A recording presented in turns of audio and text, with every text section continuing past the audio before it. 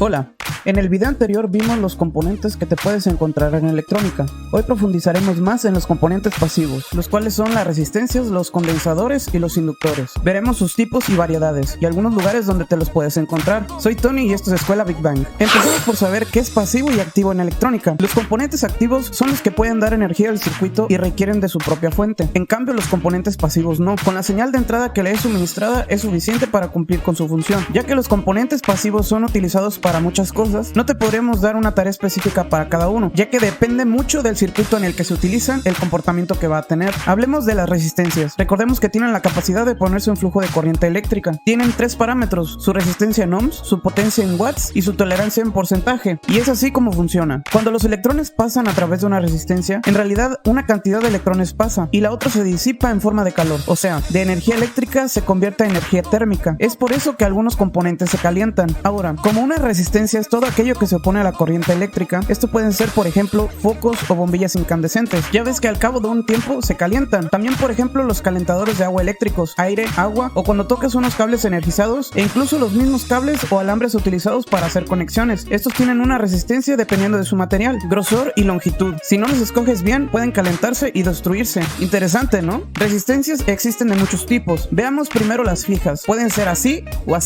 o de muchas más formas, unas más grandes que otras, y eso define qué tanta potencia soportan. Entre más corriente fluya por ellas, más se calentarán, y su construcción es para soportar el calor. La tolerancia significa más o menos cuánto puede variar su resistencia. Por ejemplo, esta de 180 ohms a un 5% de tolerancia, que da un total de más o menos 9 volts, o sea que el valor de resistencia varía entre 171 ohms y 189 ohms. Las demás, que tienen franjas de colores, definen también su valor y tolerancia. Revisa nuestro video 5 de la lista de reproducción para principiantes. Aprender una forma fácil y cómo identificar su valor y tolerancia por código de colores. Dependiendo de su construcción es la potencia que soportan, o también en algunas viene indicada la potencia soportada. La fórmula de potencia es esta: potencia es igual a voltaje en volts por corriente en amperes. Para esta resistencia de 4 watts, por ejemplo, imaginaremos que necesitamos que pase por ella 1 ampere. Despejando, tenemos que entre sus terminales el voltaje máximo que puede soportar entre sus terminales es de 4 volts. De otra manera se quemará. También existen los arreglos de resistencias. Están encapsuladas en una forma como esta,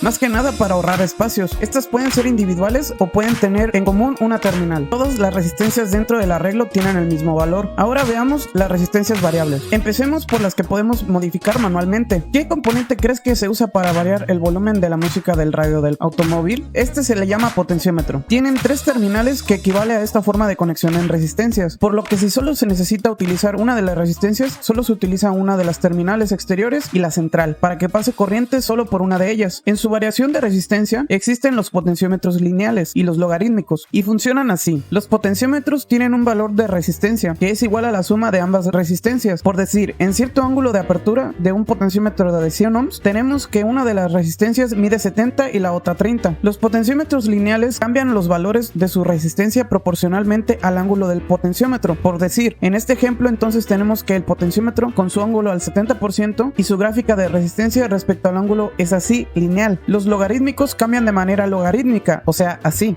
Estos últimos son usados en aplicaciones de audio. Esto para convertir a lineal el volumen de audio, ya que la percepción de nuestros oídos también es logarítmica. Estas son muchas imágenes de potenciómetros diferentes. Hay algunos de precisión que se utiliza para ajustes finos de algún aparato. Algunos que en vez de circulares son desplazables, como las que encontramos en las mezcladoras o mixers de audio. A los potenciómetros de precisión también se les llaman presets. Ahora veamos las resistencias que se modifican por cuestiones físicas. Estas son las resistencias LDR o resistencias que dependen de la luz. Y pues eso es lo que hacen. Dependiendo de la luz que llegue a su parte superior, su resistencia cambiará. Y claro que existen diferentes tipos, los que con la luz baja o sube la resistencia. Además tienen una resistencia máxima, por lo regular en megaohms, y una mínima. Es muy usual que se usen como sensores de luz, como por ejemplo para las lámparas que solo se encienden de noche o el brillo automático de tu smartphone. Ahora veamos los termistores y varistores. Estos cambian su resistencia dependiendo de las variables físicas a las que se sometan. Los varistores son unas resistencias que cuentan con un umbral de voltaje y una alta resistencia, ya que apenas puede pasar corriente por ellas. Cuando el voltaje del umbral es sobrepasado, entonces estos valores bajan su resistencia hasta una muy baja. Estos se usan como medida de protección para altos voltajes y bajan su resistencia para que se fundan los fusibles y otros componentes de seguridad que pueden ser reemplazados fácilmente y proteger los circuitos importantes. Y los termistores son unas resistencias que cambian su resistencia conforme a la temperatura, y existen dos: los NTC y los PTC. TC significa coeficiente de temperatura, P positivo y N negativo. El PTC aumenta su resistencia conforme aumenta la temperatura y el NTC disminuye. Son usados frecuentemente como sensores de temperatura o para limitar o aumentar la corriente de un dispositivo después de un tiempo de uso. Ahora veamos los condensadores. Estos tienen la capacidad de cargarse y descargarse fácilmente. Almacenan energía mediante campo eléctrico. Su carga es debido al campo eléctrico que se genera entre sus terminales. Para construir un condensador solo necesitas tener dos conductores un poco separados y aislados uno del otro. Para construirlo tal y como está representado en su símbolo, tú mismo podrías hacer uno con papel aluminio y cinta adhesiva, y debido a su construcción, entonces a través de ellos jamás pasa corriente, solamente se cargan y descargan por sus mismas terminales. ¿Cómo es que funciona así? Imaginemos que una terminal le extraemos electrones de sus átomos y del otro lado los juntamos.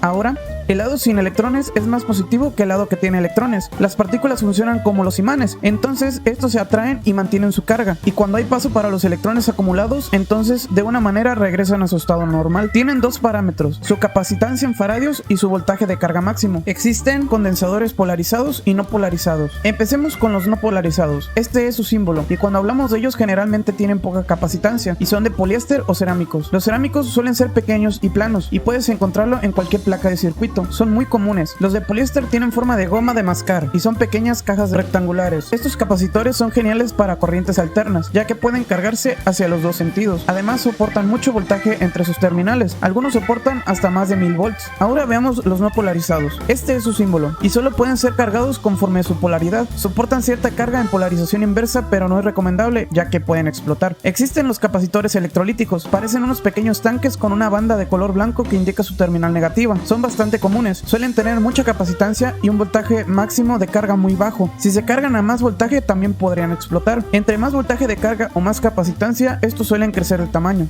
Recuerda que si te está gustando el video y quieres más, dale like, suscríbete y activa la campanita para seguir dándote información gratuita como esta. Sigamos. Ahora veamos los capacitores de tantalio. Estos son muy precisos en su valor. ¿Te acuerdas de la tolerancia? Pues estos tienen una tolerancia muy baja, por lo que no varía mucho su capacitancia real contra la que marcan, a diferencia de los otros tres ya mencionados. También existen condensadores variables, y muy parecido a los potenciómetros, tienen una perilla, y tienen una capacitancia máxima y mínima. No son muy usuales de encontrar en aparatos comunes, pero suelen utilizarse para aplicaciones de circuitos de comunicaciones inalámbricas. Ahora veamos los inductores. Estos son alambre enrollado en un núcleo de cualquier material. Generalmente es aire, un metal como el hierro u otros materiales como ferrita. Tienen dos parámetros: su inductancia en henrios y su capacidad máxima de corriente en amperes, aunque también debido a que ese alambre tiene una resistencia, pero no entraremos en detalles con eso en este video. Para explicar cómo funcionan, necesitas saber que cuando un campo magnético cruza un conductor, entonces se genera una corriente eléctrica y viceversa. Cuando pasa una corriente por un conductor, entonces un campo magnético se genera también. Entonces cuando enrollamos el conductor, entonces las corrientes y campos magnéticos interactúan entre ellos. Esto causa que la corriente entre y salga de manera suave por un inductor. ¿Alguna vez hiciste el experimento del electroimán? Eso es un inductor con núcleo de hierro alimentado con corriente directa, y es así como los relevadores hacen el cambio de posición de su switch, ya que atraen los contactos para que se conecten. La inductancia y la corriente máxima soportada dependen mucho de cómo está construido el inductor, como su forma, de su núcleo,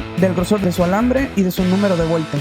Los inductores los podemos encontrar en placas de circuitos como estos, sin embargo son más usados de lo que crees. Cualquier motor eléctrico está formado por muchos inductores, y hay muchos tipos de motores. Algunos funcionan con imanes y otros solo con inductores, pero eso es para otro video. También los inductores están presentes en los transformadores, los cuales son inductores enrollados en un mismo núcleo. Estos también son para otro video, pero te diremos que sirven para aumentar o reducir el voltaje de una fuente de corriente alterna. Es así que los alambres de alta tensión de hasta 3000 volts se conectan a estos, y sus salidas dan voltajes de 220 o 120 volts de tu hogar dependiendo de dónde vivas. También existen inductores variables, pero esos son bastante raros y costosos, ya que su construcción es complicada. Además de los parámetros que te dije de cada uno de los componentes pasivos, existen otros más, pero por ahora te he dicho los más importantes para iniciar. Ahora que ya conoces los componentes pasivos, estamos listos para ver circuitos con resistencias. En el próximo video veremos cómo calcular resistencias conectadas en serie y en paralelo de una forma intuitiva y sencilla. ¿Sabías que un circuito de muchas resistencias conectadas de formas raras se comporta como una sola? Si te interesa, dale like, suscríbete y dale a la campanita.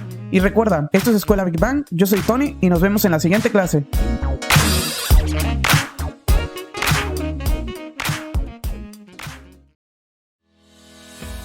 Estudiar por cuenta propia puede ser realmente difícil. Por lo general encuentras información incompleta, libros difíciles de leer, opiniones que no te ayudan a resolver tus tareas escolares, tiempo que pasas frustrado, presionado y preocupado por tu calificación. Entonces terminas cansado de tanta tarea y ni siquiera disfrutas el resto del día o la noche para dormir tranquilamente. Si esto te suena familiar, te gustará Escuela Big Bang. Escuela Big Bang es un lugar donde encontrarás consultoría en línea para actividades de electrónica, programación, diseño asistido por computadora y te ayudamos a resolver tus tareas y proyectos. En lugar de buscar por tu cuenta en internet con información que no te lleva a ningún lugar, deja que nuestros ingenieros expertos te brinden un plan personalizado para resolver tus obligaciones escolares. Pero esa no es la mejor parte. También te podemos dar herramientas y tips que te ayudan en tus tareas de ingeniería, ya sean clases grabadas, apuntes para resolución de problemas, atención por WhatsApp para preguntas pequeñas, por ejemplo. Después de todo, las necesitarás para tareas escolares futuras. Si todo esto te gusta, pero estás preocupado porque no sabes si tu problema lo podemos resolver, no te preocupes. Enseñamos en todos los niveles académicos a través de videoconferencias y podemos agendar una llamada sin costo para revisar tu problema en específico y resolver qué ingeniero es el más conveniente para ayudarte. Podemos ayudarte en asignaturas como electrónica analógica, digital o de potencia, diseño de piezas en 3D en SolidWorks o AutoCAD, programación de Arduino, PIX, microcontroladores o FPGA, principios básicos, intermedios y avanzados de programación en Python, C, C++, Java, DHDL, Verilog, MATLAB y Bash de Linux, robótica y control clásico, visión por computadora y principios básicos de desarrollo de apps en Android Studio. Para saber qué tan fácil son tus tareas escolares con nosotros, visita nuestra página de Facebook, donde encontrarás información de contacto o manda un WhatsApp a los siguientes números para agendar una cita. Nos vemos en la siguiente clase.